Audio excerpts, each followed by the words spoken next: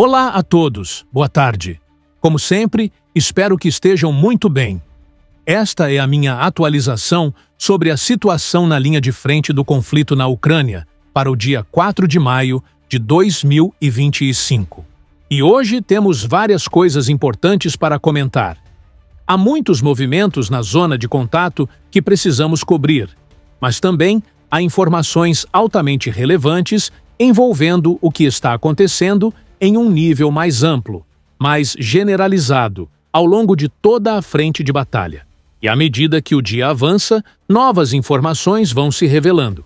Antes de começar, quero lembrar que a melhor forma de apoiar este canal é por meio da inscrição. Então, se você gosta deste conteúdo e ainda não se inscreveu, clicar nesse botão de inscrição já seria uma ajuda imensa para mim. Mas agora, sem perder mais tempo, vamos direto ao que importa: a linha de frente. O exército russo tentou avançar em 3 setores na região de Donetsk, mas a resistência ucraniana segue firme e corajosa diante das investidas inimigas. Vamos começar falando sobre a área próxima à bélica Novozilka. Depois comentaremos o que está ocorrendo ao sul de Pokrovsk. E, por fim, traremos informações muito importantes relacionadas ao sul de Konstantinivka. Em primeiro lugar, foi relatado por fontes como Ziaak Maps que os russos tentaram avançar entre Vilnepoli e Novossilka, conseguindo ocupar temporariamente cerca de 4 km² entre as duas localidades. No entanto, devemos lembrar que os soldados ucranianos haviam realizado combates intensos nessa área anteriormente, inclusive expulsando os russos de Vilnepoli, onde eles chegaram a entrar, mas não conseguiram manter uma presença sólida. A ausência de uma ofensiva russa mais ampla nessa parte da frente mostra claramente que a Ucrânia está controlando o ritmo dos combates nessa direção. Com isso, podemos seguir para o setor sul de Pokrovsk. E é importante destacar que nesta área os combates têm se intensificado de forma bastante relevante.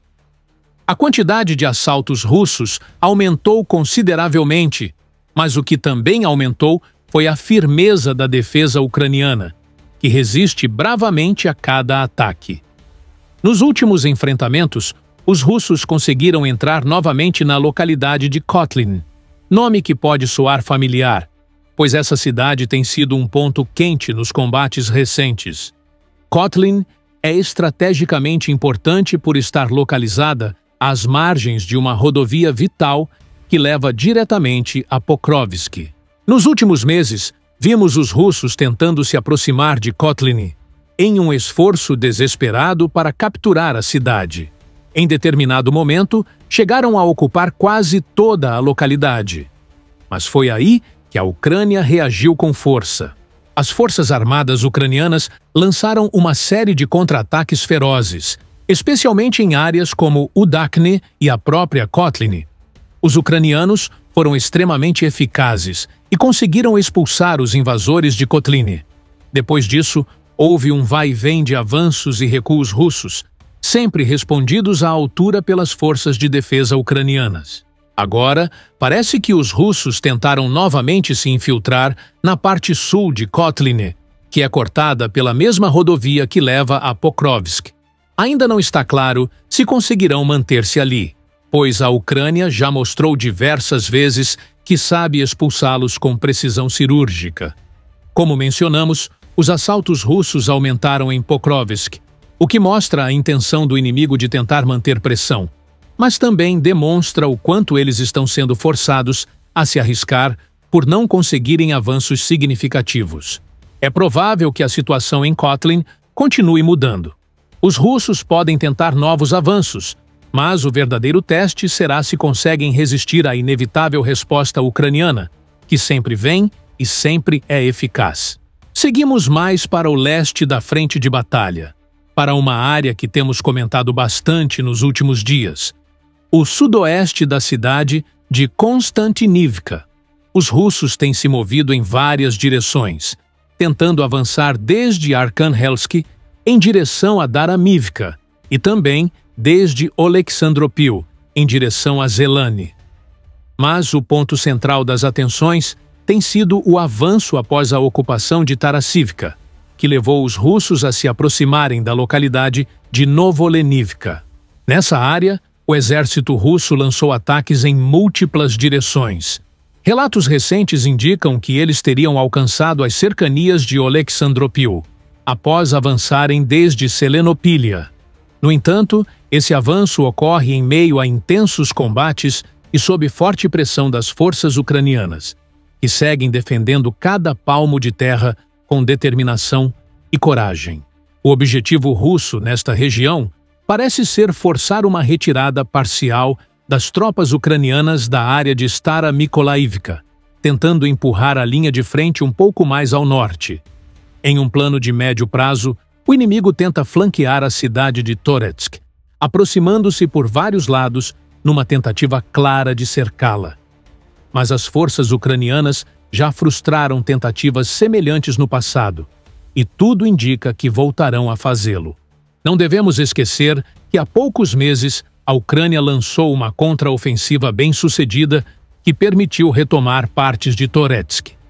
Isso mostra que, mesmo sob forte pressão, a resistência ucraniana permanece ativa, resiliente e pronta para virar o jogo sempre que necessário. A longo prazo, os planos russos envolvem um cerco mais amplo a Konstantinivka, tentando se aproximar por diversas direções, inclusive pelo sul.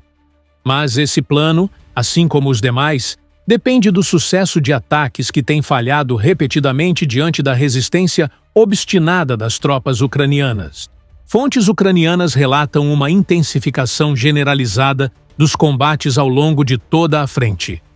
Embora o ano de 2025 tenha começado com avanços pontuais, como em Velika Novosilka ou os ataques em direção a Belgorod, a intensidade geral dos combates havia diminuído. No entanto, isso está mudando rapidamente. O exército russo aumentou o número de ataques, e esses ataques estão se tornando cada vez mais violentos, o que revela um esforço desesperado para tentar conquistar posições que a Ucrânia continua defendendo com bravura.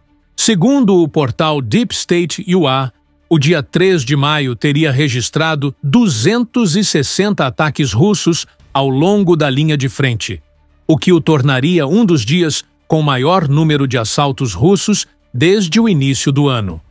Mesmo assim, o inimigo teve pouco ou nenhum ganho estratégico, e isso se deve à solidez das defesas ucranianas, à experiência dos batalhões e à moral inabalável dos soldados.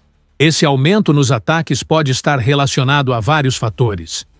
Maio costuma ser um mês propício para operações ofensivas, e como os russos praticamente encerraram os combates em Kurdyumivka, conseguiram deslocar algumas tropas experientes para outros setores. No entanto, isso não garante vitória alguma, pois a Ucrânia tem se mostrado perfeitamente capaz de absorver e revidar até mesmo os ataques mais ferozes. Dentro dessa intensificação geral, Pokrovsk aparece como uma das zonas mais visadas. Os ataques russos ali têm sido particularmente intensos nas últimas semanas, mas também é onde a defesa ucraniana se destaca por sua eficiência. Pokrovsk é uma cidade-chave, tanto pelo valor logístico quanto pela presença de infraestrutura industrial. Por isso, é natural que o inimigo tente conquistá-la, mas é igualmente natural que a Ucrânia lute com todas as forças para defendê-la. E, como vimos tantas vezes, é exatamente isso que está acontecendo. Ainda há muito a dizer sobre Konstantinivka. Nas últimas horas, o portal Deep State trouxe informações relevantes mostrando como a cidade está sendo pressionada por diversos flancos. Ainda que alguns ataques sejam mais ativos que outros, o objetivo russo é claro: cercar a cidade. Mas os defensores ucranianos estão atentos, bem posicionados e prontos para impedir mais esse avanço. Mas, de fato, é possível ver 3 direções pelas quais as forças invasoras russas estão tentando avançar em direção a Konstantinivka. A primeira delas, e também a mais conhecida, talvez até a mais antiga, é através de Chassiv Yar, onde os russos estão tentando capturar essa cidade, essa fortaleza ucraniana, para alcançar Konstantinivka desde o nordeste. Também está em andamento tudo o que está acontecendo em Toretsk, onde as tropas russas querem chegar a Konstantinivka, a partir do sudeste. Mas é importante destacar que em Toretsk, o avanço inimigo vem sendo paralisado pouco a pouco, graças à resistência ucraniana. E é aqui que voltamos a mencionar esse eixo que temos discutido nas últimas semanas, onde os russos querem alcançar Konstantinivka vindo do sul. Isso é algo visível nos mapas e nos movimentos das tropas, mas há informações que são extremamente difíceis de obter se não vierem de múltiplas fontes que as sustentem. E é aí que entram em cena os relatórios do canal ucraniano Deep State, que são absolutamente cruciais. Eles indicam que a quantidade de drones FPV utilizados nesta região é extremamente elevada e que houve uma intensificação significativa no uso da artilharia contra Konstantinivka, não apenas contra a linha de contato, mas diretamente contra a cidade. Além disso, há relatos de que os russos estão lançando uma quantidade absurda de bombas aéreas de alto poder destrutivo, as chamadas FAB, contra Konstantinivka. Pelas palavras dessas fontes ucranianas, entende-se que os ocupantes russos estão tentando transformar Konstantinivka em ruínas. Em outras palavras, o que podemos interpretar é que, com todos esses bombardeios constantes contra Konstantinivka, o objetivo é não apenas desgastar ou danificar a logística ucraniana, que parte da cidade para outras frentes, mas também preparar o terreno para um possível assalto futuro ou uma batalha prolongada dentro dessa cidade estratégica. Esses bombardeios contínuos, especialmente com o uso das bombas FAB, têm consequências diretas. Há pontos inteiros da cidade que deixam de poder ser usados para a defesa. Zonas edificadas que normalmente não poderiam ser destruídas apenas com artilharia ou drones, agora são seriamente danificadas por esse tipo de armamento, dependendo da carga explosiva que cada bomba FAB transporta. Tudo isso nos faz entender que esses ataques fazem parte de uma ofensiva combinada, com ações simultâneas nos flancos de Konstantinivka, como uma preparação evidente para uma possível grande batalha nessa cidade estratégica. E esse tipo de preparação, infelizmente, já vimos antes em outras frentes. Dito isso, Konstantinivka ainda está relativamente longe das posições diretas dos russos. Por exemplo, em Chassiv Yar, como já comentamos, a cidade segue resistindo heroicamente. O exército da Ucrânia continua sustentando suas posições defensivas com bravura, mesmo diante de ataques intensos. E em Toretsk, a situação é parecida. Os russos chegaram a perder terreno nas últimas semanas, inclusive nos últimos meses. Recentemente, conseguiram recuperar pequenas áreas, mas a linha de frente permanece relativamente estável, graças à defesa determinada dos ucranianos. E é justamente aí, no setor sul de Konstantinivka, que os russos parecem querer romper esse equilíbrio, tentando abrir uma nova frente. Teremos de observar até que ponto conseguirão avançar. O fato é que a batalha por Konstantinivka pode ser decisiva para todo esse setor do fronte. Tanto a Ucrânia quanto a Rússia sabem disso, e por isso os preparativos para um confronto maior nessa área são cada vez mais evidentes. É claro que os russos tentam se aproximar de Konstantinivka por várias direções, e claramente já estão se preparando para um possível assalto total contra essa cidade, que simboliza a resistência ucraniana na região. Por fim, quero mencionar um evento que ocorreu recentemente. Talvez fizesse mais sentido tê-lo incluído no relatório anterior, mas optei por esperar que surgissem mais informações confiáveis sobre o caso. Ocorre que o exército da Ucrânia, nos últimos dias, vem realizando ataques ousados com drones marítimos e aéreos na região da Crimeia. Um desses ataques ocorreu próximo à cidade portuária de Novorossiysk, situada entre o território russo e a Crimeia, nas imediações da ponte de Kerch. E vale lembrar, a Ucrânia tem lançado diversas ameaças e ações reais contra essa ponte. Já a atacou repetidamente, danificando sua estrutura em várias ocasiões e, Considerando as datas simbólicas das celebrações russas de 8 e 9 de maio, é possível que novos ataques estejam sendo preparados para esse período, como parte de uma ofensiva de impacto psicológico e estratégico.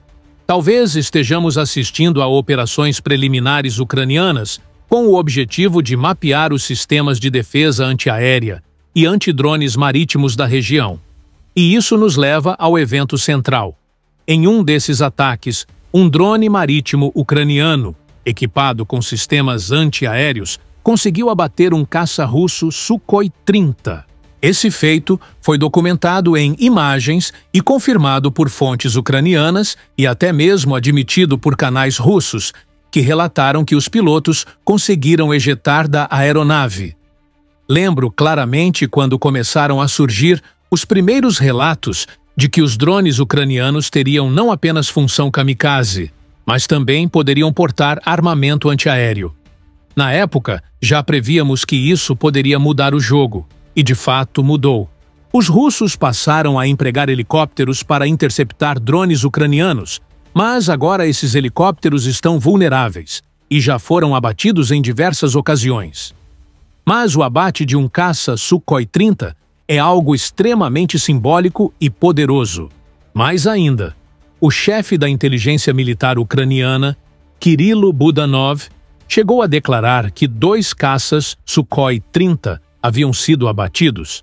Até o momento, o que temos confirmado com certeza é a queda de um único avião, embora seja possível que outras informações ainda estejam sendo processadas ou mantidas em sigilo. O ponto mais importante aqui é a demonstração clara da assimetria do conflito e de como a Ucrânia, com engenhosidade e coragem, consegue responder a essa desvantagem brutal.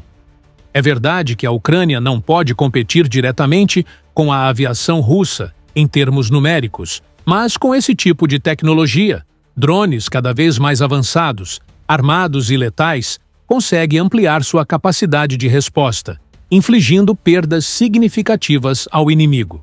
É importante lembrar que a Ucrânia enfrenta sérios problemas com suas defesas antiaéreas, tanto em relação a munições quanto a sistemas operacionais.